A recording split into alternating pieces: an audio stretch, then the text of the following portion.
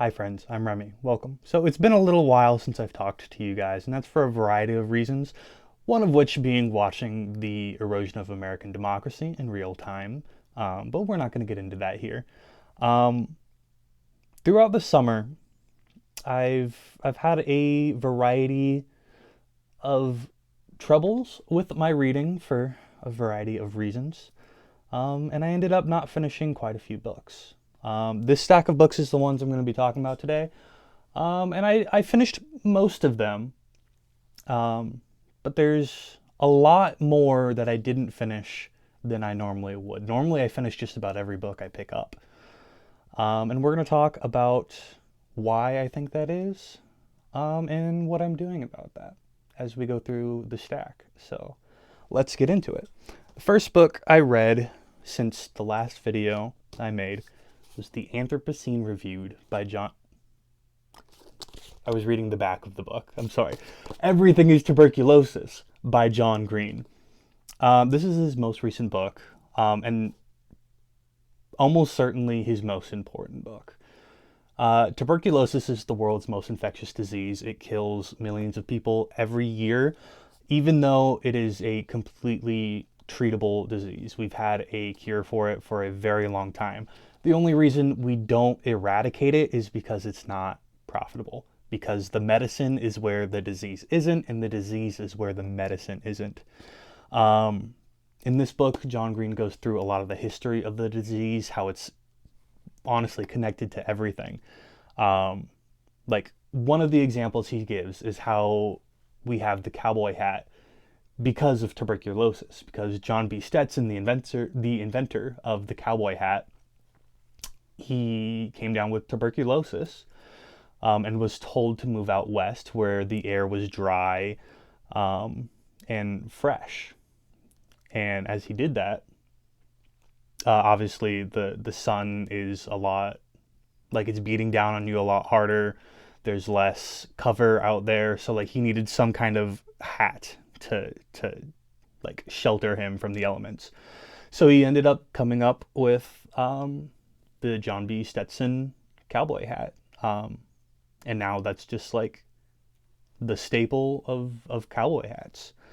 And there's like a bazillion other stories like that, and a lot of them are in this book. John Green really details the injustice of the disease, and he details a lot of the potential solutions, a lot of the problems that need to be fixed in order for us to make progress on this. I'm a big fan of John and Hank Green, his brother. And he's been talking about this for years now. Like this has been a huge thing for him, and I find that really admirable.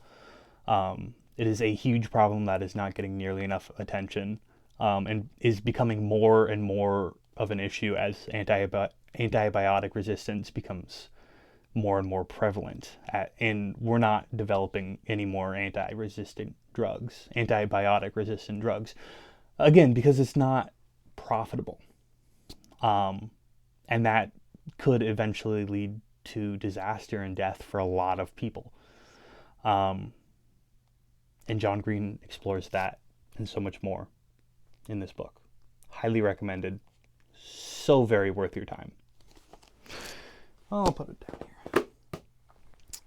Then after that, I finished the Mistborn trilogy with Hero of Ages. So good. Wow. This book, I covered the first and second in their own individual videos. I don't think I'm going to do the same for this one just because it's been so long since I've read it. A fantastic ending to a fantastic series. Like with how long the series is, each book is over 500 pages, I'm pretty sure. I think this one gets into like 700. Yeah, 700 over. It's baffling how tight it is, and how satisfying of an ending he's able to conclude with. There were some problems with the books, like specifically in the second one, I had a lot of issues with some of the side characters. But overall, I am just so impressed with how tightly written it is, how interesting it is all the way through, how the themes envelop every aspect of the story. The characters that are good are so good. Just wow. Some like big picture themes like started going in a route that I'm not like the biggest fan of thematically. Um, but even still, like it was executed in the just about the best possible way it could have been executed. So I can't really be all that picky just because it's not something that I'm like the biggest fan of. So like I'm still just so incredibly happy that I read this series. It is so good. Um, as long as you go in with the expectation that it is more YA, I think that you will be absolutely satisfied with this. And then, I swear we'll get to the DNF soon. The Running Man by Stephen King. Honestly, the trailers for the new Running Man movie look, I mean, they don't look like exactly my cup of tea, but they look so much better than what this book was. This book sucked, I'm going to be honest. It was boring, it was tedious, it was soul sucking. There was not really anything I liked about it. I get that it was trying to be a like dark commentary on society, but it took so long to get to any kind of action or any kind of momentum that I just didn't care. And like everyone was just so full of hate that again I just couldn't care. And you know, I think to a large degree that's the point of the book. Um, so you know maybe I can't fault it completely for that, but as a reader, I didn't care about any of the characters, and the plot was just over the top. It took too long to get going. Just I finished it out of spite. I really didn't like this one. Enough said. Although it is the first Stephen King book that I haven't liked. Everything else that I've read by him I've enjoyed quite a bit. Next we have Peter and the Starcatchers. This is my girlfriend's favorite book that she read as a child. And we did a little buddy read of it. Well, we tried to do a buddy read of it. She was reading the Spanish version because she's learning Spanish. And so she was a lot slower progressing than I was, and I kind of like sped through it and left her behind. So it wasn't so much a buddy read as it was just like me reading it and then her eventually like finishing it after me. But she had already read it, so it's not that big a deal. And it was really good. It's a like children's chapter book, so it's like nothing groundbreaking. Like I'm not gonna love this nearly as much as my girlfriend is, just because like I didn't read it when I was at a young impressionable age. But yeah, it was still really good. It was really interesting to see. I should probably explain what the book is. It is a prequel to Peter Pan. It is the story of how Peter Pan becomes Peter Pan, how he gets to Neverland, and kind of a like global conspiracy around the magic system of this world. That's about all that you really need to know. And it introduces like the main characters like Captain Hook and Peter Pan, Shmi. I think that's it. Yeah, it was fun. It has a good message. The character dynamics between the kids were nice to see. The adults are kind of just like babbling idiots, but you know, it's a children's book. So, overall, good vibes. I wouldn't necessarily recommend this to somebody who's not interested in Peter Pan, unless like if you have a child, you know, this is a solid option. But other than that, you know, decent read, especially since I, you know, got to experience something that my girlfriend really cares about. That was the main draw of this book for me. Okay, then we actually do have my first DNF. which was Iron Gold. So I read the first Red Rising trilogy last year, um, and I really liked the first two books. The last one was incredibly frustrating, but overall, a good experience. And so I had every intention of reading the rest of them, and I still do, I think. But as I was starting this one, and I got a few chapters in, I just could not bring myself to care at all. And I can't quite place my finger on why. The writing was fine. It was obviously very different from the original trilogy. The character dynamics were a little bit weird. The story's obviously starting at a much different place than it was. We've gone from this huge story of nonstop action to the start of something completely new where things are pretty calm. There's like stuff going on in the story obviously, but like the action level is low, the tensions are low, like things are fine. It's the beginning of the story.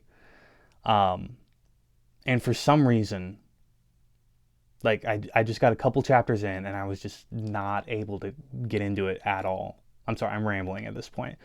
I don't really have a reason for it. I didn't like it and I couldn't get into it. I'll try again in the future at some point because I want to finish the series, but I don't know. I just couldn't do it. And then actually, Inferno, I can't find it anywhere. I I have no idea where it went. Dante's Inferno. I don't know why I thought I was going to be able to read that after I bounced off of Iron Gold, something that is just a poppy science fiction book, something right up my alley. Why did I think I was going to be able to read something like so hard and dense, like, Dante's Inferno? I don't know why I thought that was a good idea. I got a few pages in before I bounced off. I would love to be able to read Dante's Inferno. One day I will. And, I don't particularly expect to love the process of reading it, but I want to be the kind of person who has read Dante's Inferno. It's referenced so often. Like, especially when I was reading The Secret History by Donna Tartt. Like, they just talk about it so much. That it'd just be really nice to, like, actually experience it and know the significance of it on a whole nother level. Yeah, so hopefully one day I will. That is not today, though. And probably is far off in the future, if I'm being honest, because wow, it was hard to read the few pages that I did. I'm just not there yet. But that's okay. And then in a similar vein, Toni Morrison's Beloved. Toni Morrison, highly praised. And from what I read it like 2 or 3 chapters. Deserved. Like her prose are so beautiful. They flow together so well. And for some reason, it's so much harder to read it because of that. Like, it takes so much more effort to like parse through that and determine the actual meaning and what's actually going on with something so flowery like this. Although, like, it is objectively more beautiful than a plain description. It just takes so much more effort, and I was just not in the place at the time when I was picking this up, where I was willing to put any kind of effort into understanding, or not understanding, but like putting effort into the reading at the line level or at the paragraph level. Like at this point, reading was very much just becoming something that I was trying to keep doing at any cost. And so the harder it was for me to engage with and understand, the less I wanted to do it. And that is why I ultimately ended up putting this down. I will come back to this, and I expect to love it. And I really want to give it the time that it's worth. But for now, to DNF. And then we had Yellowface, which was the perfect mix of poppy and easy to consume, and thought-provoking and interesting. I really, really liked this book. It was so good.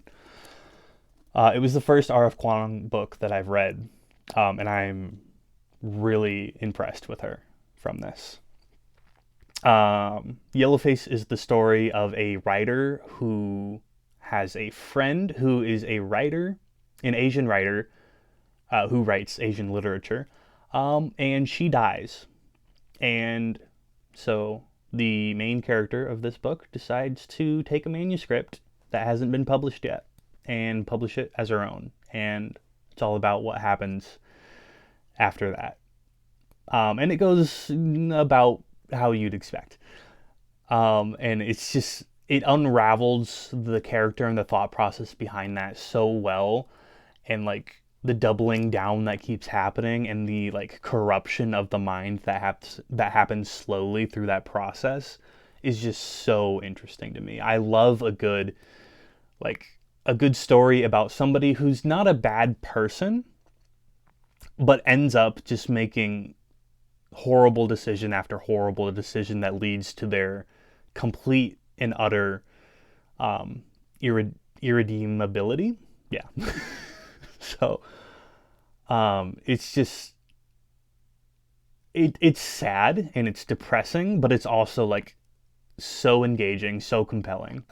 I relate to them on a personal level like so strongly. Like there was something in me for a while that I had to kill, or else I would have gone down a similar road too. And because of that, like books like these or shows like Better Call Saul are just incredibly compelling to me. Yeah, enough said. And then the incredibly sad Flowers for Algernon. Yeah, what can I say about this one aside from it just being really sad? It's the story about a mentally challenged man who undergoes a procedure to increase his IQ. And the procedure ends up not being permanent, essentially. And it's about his social relations. It's about him dealing with the pressure of that. It's about his work. It's about his entire life, and it's written in diary entries from the main character. And it's just so incredibly sad to see the realization of how he was treated and who he is, and then the de-evolution back into that. It's really tragic. And it leaves you with a lot of questions about, you know, how should we view intelligence? How should we view people who are handicapped in this way? Yeah, it's really good. Really sad, but definitely worth a read. Then the next DNF was The Hobbit. I'm sorry, but I don't think Tolkien is for me, at least not in this stage of my life. I tried to read The Fellowship of the Rings a couple of years ago, got halfway through, and just could not care. After I got to Tom Bombadil's house, like, it just became an absolute slog. The Hobbit was better. Just the overall stakes were less, and so I could kind of just get on board with the, just bopping around doing whatever, and not really having like too much direction to what was happening at a given time.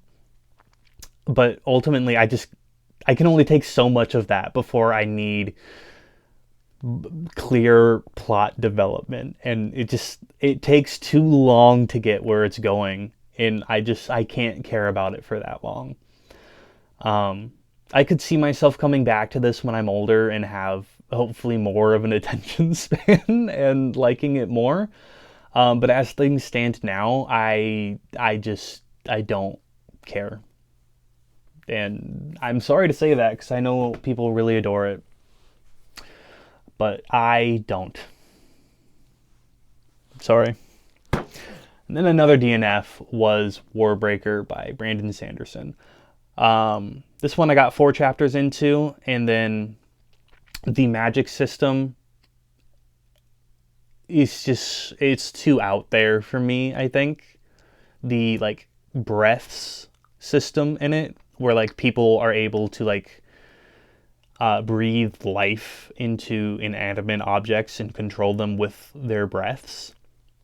Very strange. And then like the color, I didn't really understand. To be perfectly honest, I didn't try that hard to understand, just because like it was kind of weirding me out.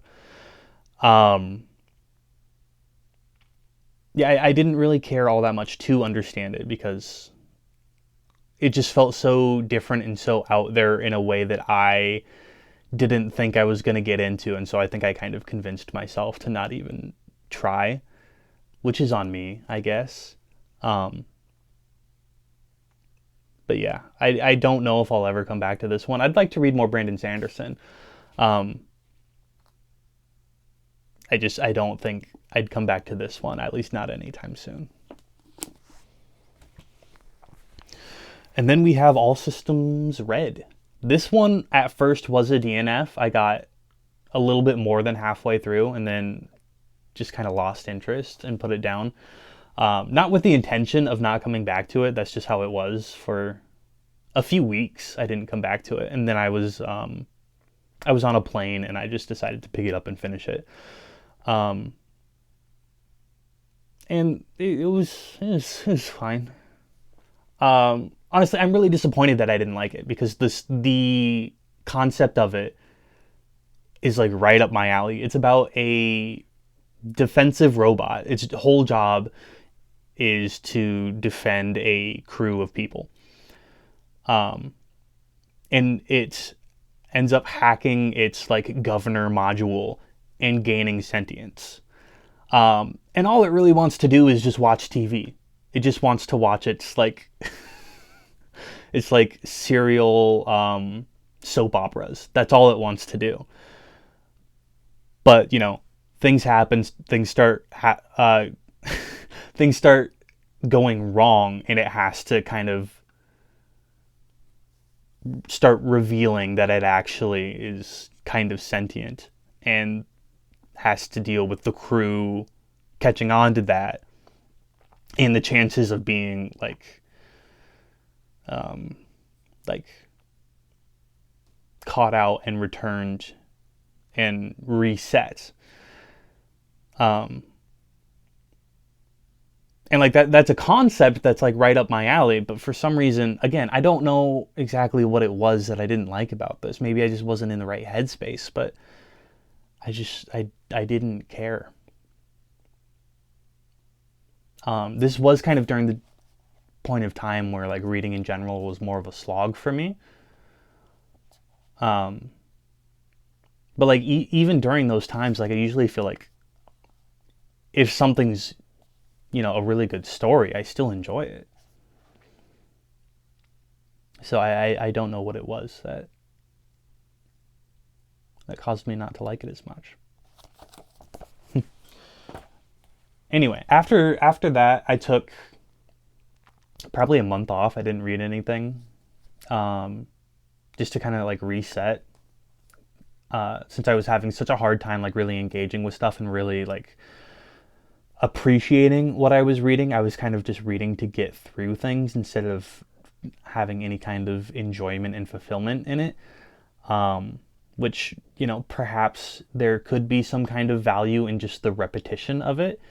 But I felt like Like I wasn't getting anywhere with that, and I just needed some time to reset my brain a little bit, as well as just like reset my life in a way, just because of other things that were going on as well. But then me and my girlfriend decided to do another buddy read, and we chose I Who Have Never Known Men. And this was a weird one. This is about a young girl who has never known men. Um, she lives in a cage with like 40 other women, and there's guards who walk around the cage every day. And they're constantly surveilled, and they have their food and all their supplies just like passed through the bars into them. They're not allowed to touch each other. They're not allowed to harm each other in any way. They don't know why they're there. They don't know what's going on. They're just there, and they just talk about whatever. And then, story progresses from there. And this is the kind of story that doesn't give you answers. Like, it leaves all the questions open for you. And that's frustrating in some ways, because I do love a good story that's wrapped up in a tight bow that tells me exactly what to think about it. I'll be honest. I love being spoon-fed my my plots and my ideas, just because it's easy. But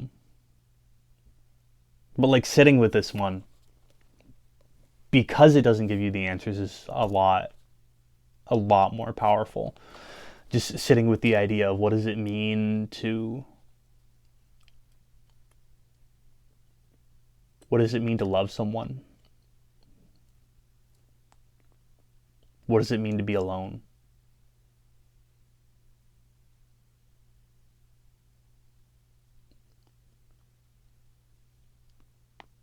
I don't really feel like I can give away any of the other questions I had from this book without like giving away some of the other stuff that happens in it.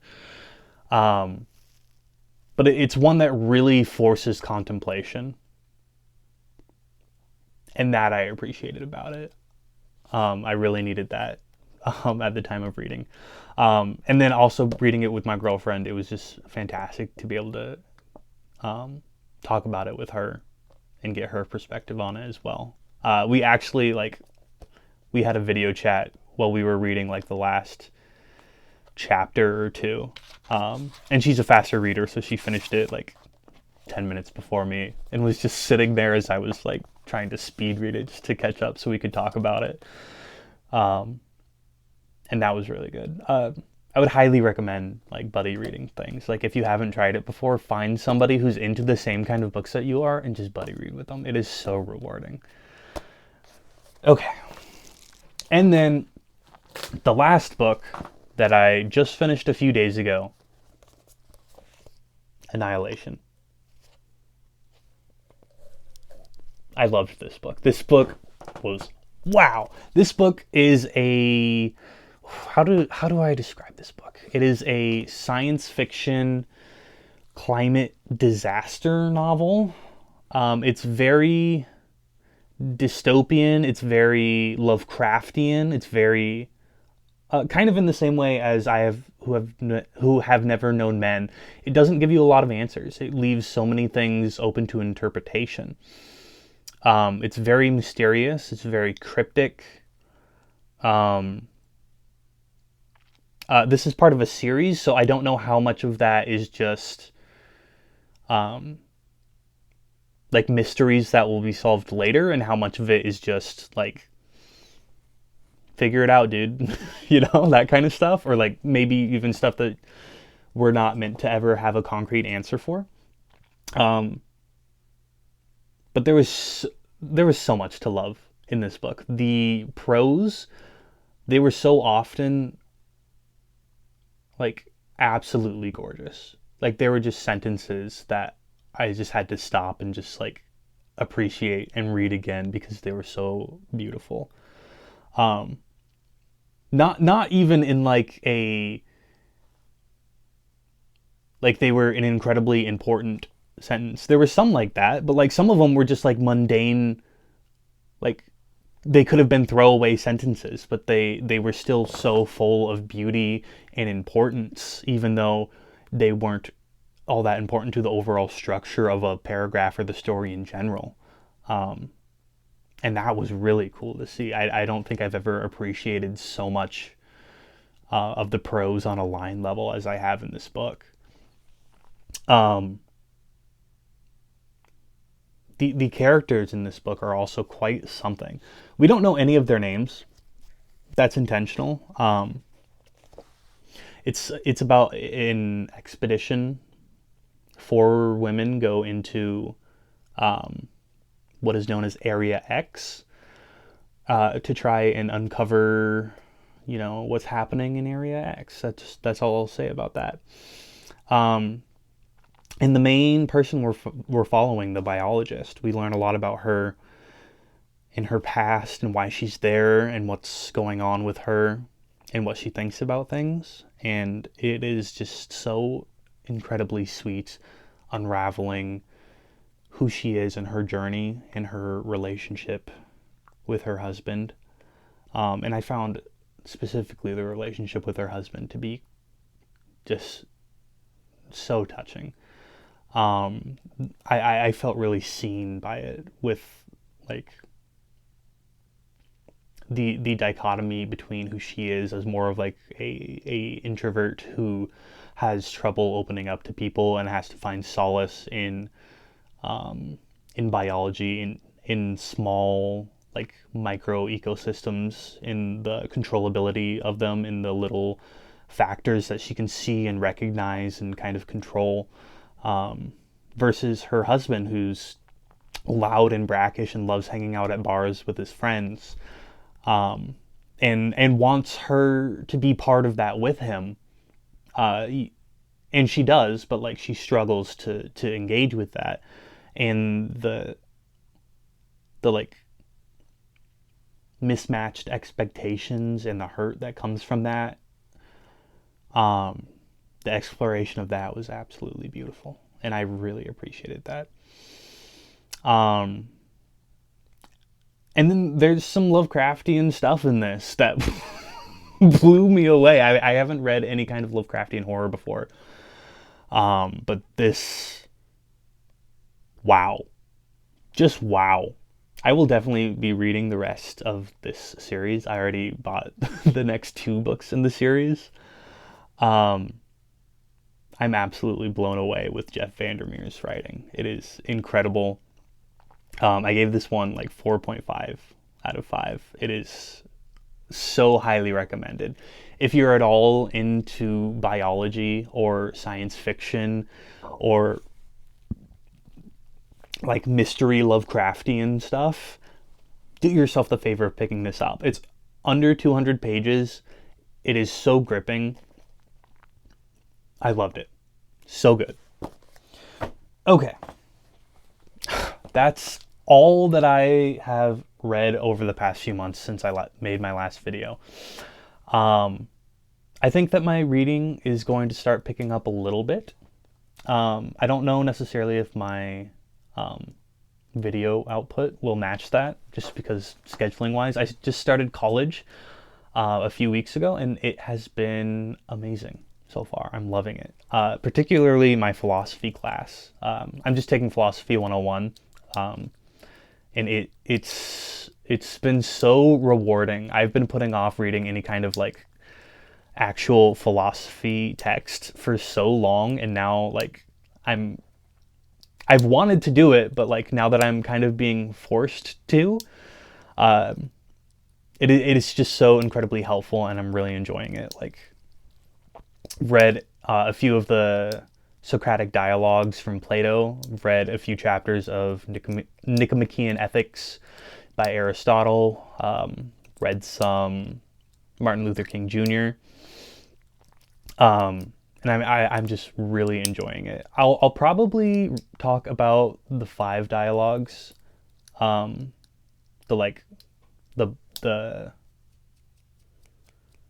I don't remember who it's published by, but Plato's 5 dialogues, at some point. I'm reading Menno right now, and like honestly, I don't really care for Menno. I didn't care for Krydo either, but um, yeah, I'm just loving having this experience. Like the structure behind college is so helpful to me in my learning journey. Um, it is exactly what I needed. Um, Reading wise, though, I'm still gonna continue to read both nonfiction and fiction, and hopefully come at you a little bit more than quarterly. I don't know. We'll see. Hopefully, I'll be able to do a little bit more reflection as well. That's the goal. I'd like to be able to do that. But anyway, that's all I got. If you have thoughts about these books, or if you have recommendations for me, I would love to hear them. I have a long list of books I want to get through, but if you can make a compelling reason why you think I'd like a book, I'd love to hear it. Anyway, thank you so much for watching, and I hope to see you in the next one.